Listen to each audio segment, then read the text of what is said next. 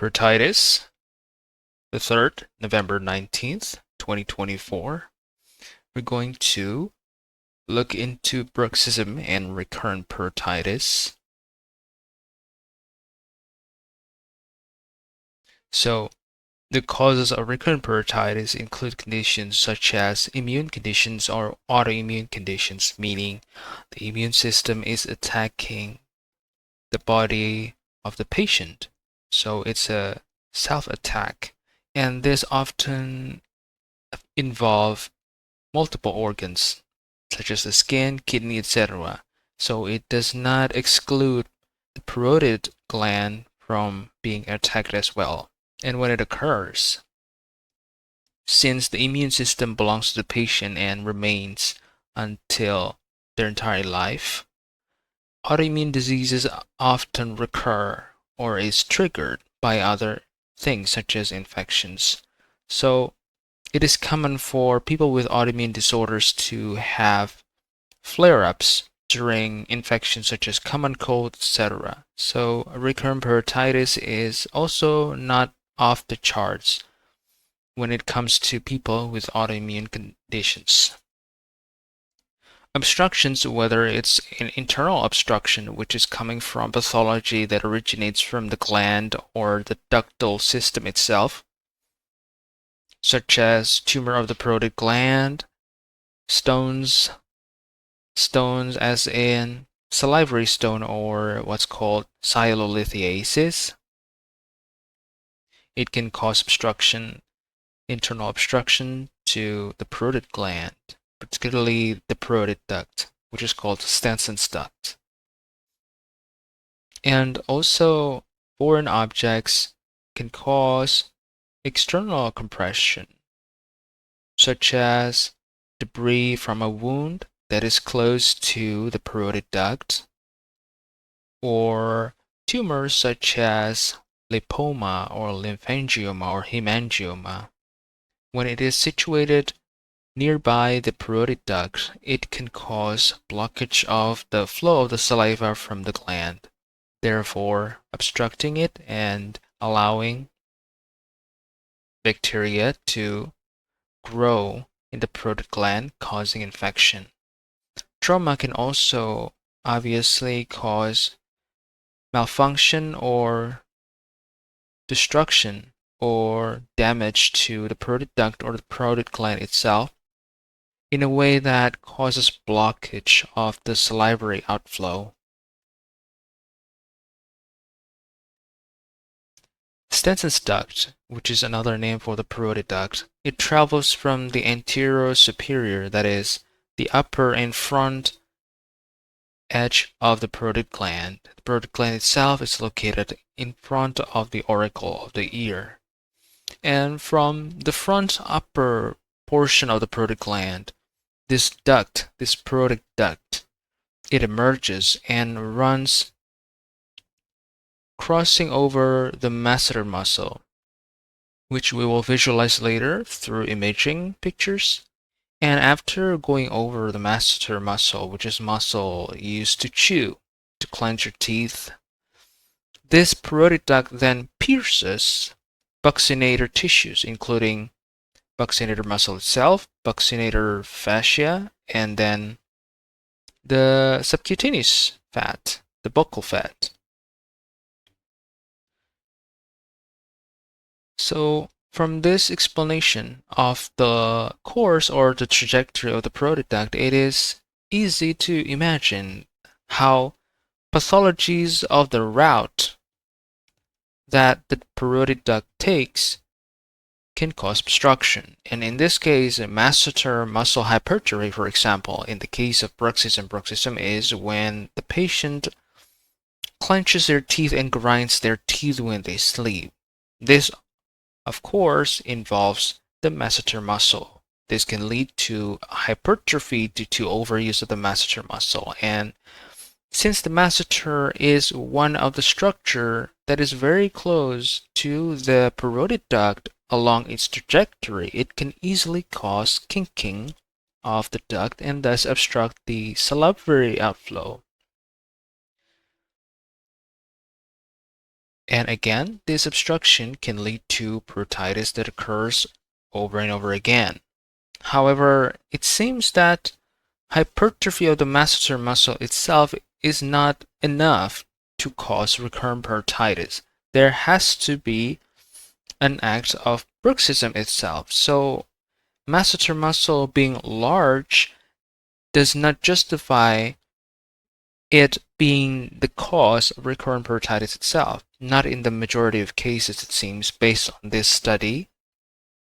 So an isolated hypertrophy of the masseter muscle does not really point to it being the cause, but when it comes with a clinical indication of bruxism occurring in this patient, it does. And this Bruxism-associated parotitis often manifests as pain during breakfast because the entire night, last night, they are clenching their teeth, they are grinding their teeth, causing hyperuse or overuse of the masseter muscle, which makes it sore, and thus sometimes it contributes, sometimes the hypertrophy itself, that's the one that's kinking the parotid duct, causing buildup of salivary fluid in the parotid gland, causing pain. Imaging that can be done to assess the parotid duct itself include sialography, which in this case uses ionizing radiation and contrast agent, and is heavily skill dependent, so it's very high risk of artifacts or inaccuracies. The next one would be magnetic resonance sialography, which is more reliable, although more costly, and it is also safer because it does not involve ionizing radiation, and sialendoscopy, which is invasive. It inserts a probe into the opening and then a sialendoscope to explore the parotid duct and its branches for obstructions, which we will explore a little bit later. As we have mentioned, recurrent parotitis can be caused by immune disorders, including autoimmune disorders and obstructions, whether it's internal or external. Internal, such as by salivary stones, external, such as external tumors and other pathologies that can cause blockage of the parotid duct.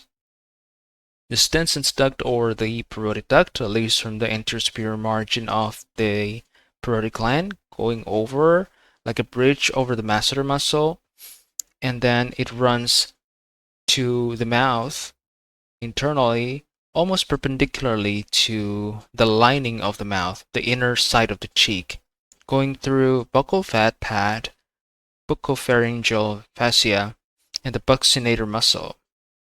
The buccinator muscle itself wraps around the pipe that is Stensen's duct like a sleeve, so it aids in peristalsis. The contraction of buccinator muscle aids in improving the outflow of the saliva from the parotid gland.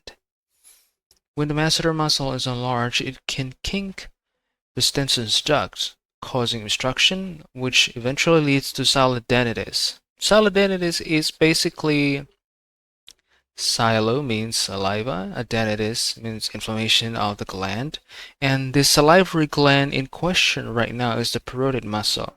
So why not say parotitis? Because sialendinitis is a general term for salivary gland inflammation. Salivary gland is not just the parotid gland. There is also submandibular gland, which has different secretion, different products, different pathway.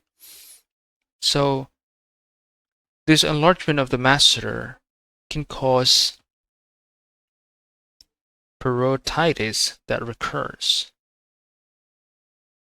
The imaging that can be done, as we have mentioned, is sialography. It uses ionizing radiation and contrast agent, and it is rather skill-wise challenging to perform cannulation of the parotid duct. And if there occurs overfilling of the duct with contrast agent, it will cause dilation of the parotid duct because it's overfilled, obviously, and that leads to a false positive of, let's say, megaduct. That is when the duct is dilated to more than 10 millimeters, or not even 10 millimeters, just enlargement of the duct can be caused by overfilling the duct with contrast, which is a false positive in the case of sialography when it occurs. And this also risks causing displacement of salivary stones that are embedded deep in the parotid duct, therefore causing higher level obstruction and worsening the obstruction. When the sialography is performed through the aid of magnetic resonance imaging, no ionizing radiation, no contrast agent is required. And this works by the computer intensifying the signals representing fluids that are not moving, static, or thicker fluids. So fluids that moves very slowly, that is the salivary fluid, especially when the duct experiences obstruction. So it really enhances the image without using contrast agent nor imaging that produces ionizing radiation. Sialendoscopy is minimally invasive, and when no obstruction is found in sialendoscopy, such as sialolithiasis, stricture is when scar tissue or the parotid duct's walls is narrower than normal, for example, due to scar tissue due to injury, and the healing is not perfect, therefore the walls are sort of contracted by the wound tissue. It obviously can block the salivary outflow, and tumors, let's say, such as polyps and foreign bodies, if no obstruction is found other than ductal kinking and a buildup of mucus, especially in patients with history of bruxism or clinical indication of bruxism, masseter hypertrophy should be considered as the etiology or the cause of recurrent parotitis in that patient. The masseter muscle anatomy is not exactly defined how it is. And varieties of classifying the hypertrophy, the degree of hypertrophy exists. A particular classification system is Z's classification of masseter hypertrophy that include minimal, mono, double, triple, and excessive. Masseter hypertrophy, much like other muscles, can be caused by overuse, that is, clenching the teeth or grinding the teeth, that is bruxism, or other pathology of the temporomandibular joint that requires the masseter to provide more effort to do its usual job. And this more likely occurs in the bracket age of 10 to 40 years old and usually presents with unilateral symptoms. However, these symptoms, which include facial pain and also swelling, it rarely occurs bilaterally. However, it is possible. And recurrent parotitis, usually when it occurs due to bruxism, it manifests as breakfast pain due to the overnight jaw clenching overuse. In this study that we're discussing, they involve 50 patients, 41 of which has a recurrent parotitis unilaterally and 9 bilaterally, all with suspicion of underlying masseter hypertrophy and bruxism, and with confirmed no other pathologies that can cause recurrent parotitis, including neoplasm, stones, and megaduct, which would indicate that there is a chronic obstruction of the sialoduct, the parotid duct. And they were enrolled into clinical and radiological exam to exclude these other possible causes and to also evaluate the anatomy, the anatomy of their Stensen ducts. And the samples here are not really the patient themselves, but more their parotid glands or their parotid ducts. And in this, then their parotid ducts and glands are divided into two groups. The first one would be all parotid glands that suffer from recurrent parotitis. Each side of the face constitutes one sample. So let's say one patient has recurrent parotitis bilaterally, left and right. That one patient contributes as two samples. And the study group 2 would be measurement on the parotid gland that is unaffected. The control group here is a set of people who never experienced recurrent parotitis and has undergone sialography, magnetic resonance sialography for recurrent sialendoscopy, so recurrent salivary gland inflammation also, but elsewhere, in this case, submandibular sialendoscopy, without history of any sort of parotid gland pathology. And the measurements that were done on each subject include masseter muscle thickness, which refers to here the maximal thickness of the masseter muscle based on MRI, the parotid duct diameter, that is the maximum parotid duct diameter observed in MRI after stimulation with lemon juice, in which citric acid induces salivary excretion, which increases the parotid duct diameter, making the image clearer, and simulates what would happen when someone is eating. Parotid duct length is also measured, which is the maximum length from the base of the parotid duct, that is when the secondary branches emerge and merges. The point of merging of the secondary branches would be the starting point of measuring the length of parotid duct up until its exit into the mouth. The point of its exit into the mouth. That would be the parotid duct length. And then there's also first degree angle before and after stimulation with lemon juice. This is representing the angle at which the parotid duct exits into the mouth. And the second angle represents one that is when the parotid duct goes over or curves over the masseter muscle. And the image on the right here indicates the thickness of the masseter muscle, as we can see.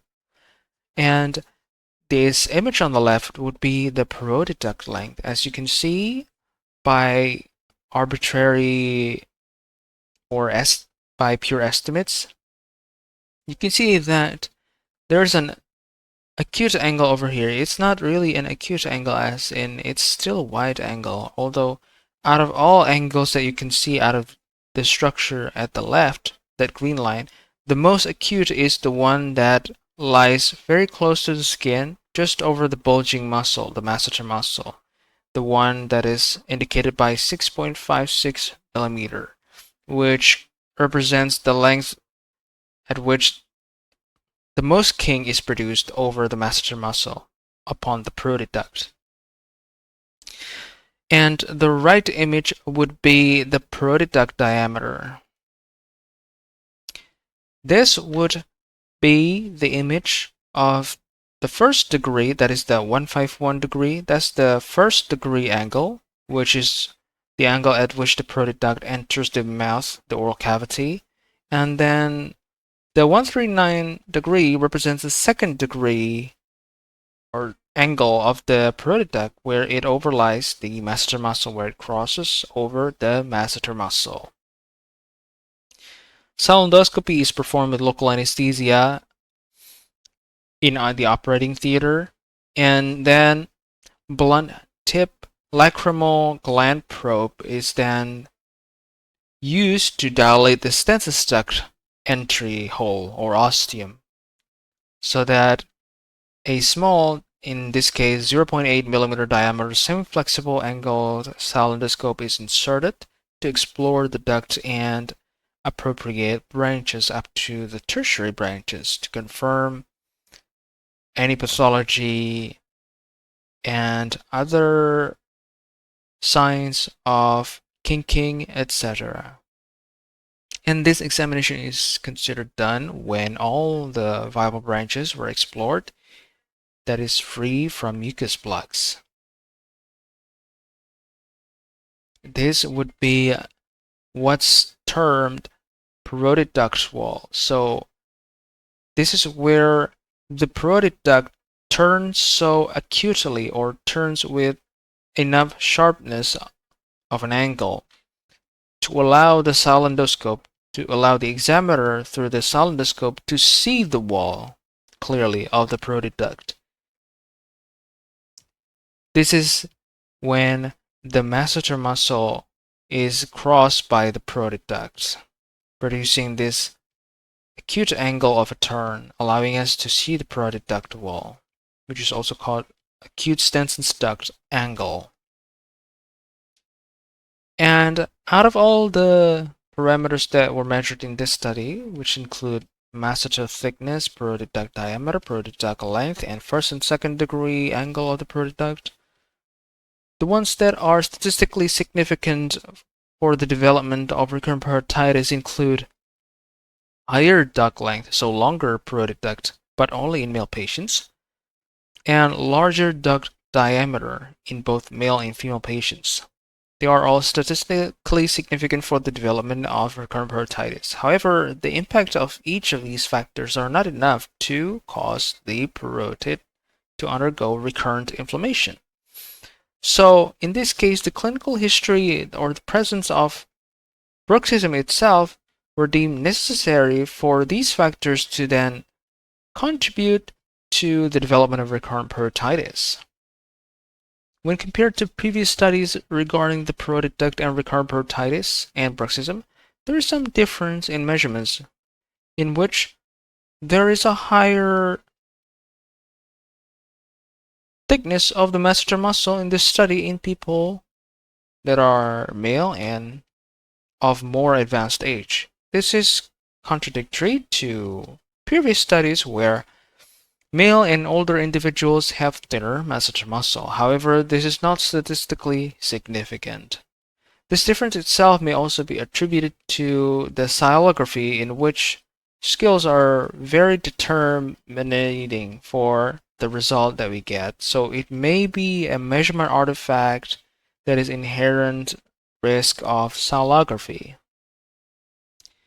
This would be the highlight of the study, where statistically significant difference in male patients where parotid duct length, longer duct length, increases the likelihood of parotitis to occur frequently.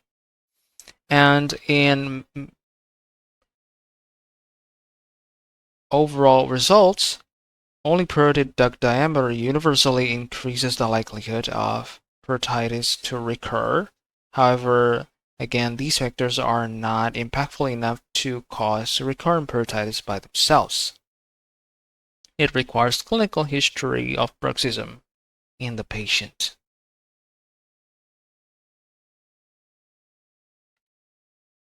Thanks for watching.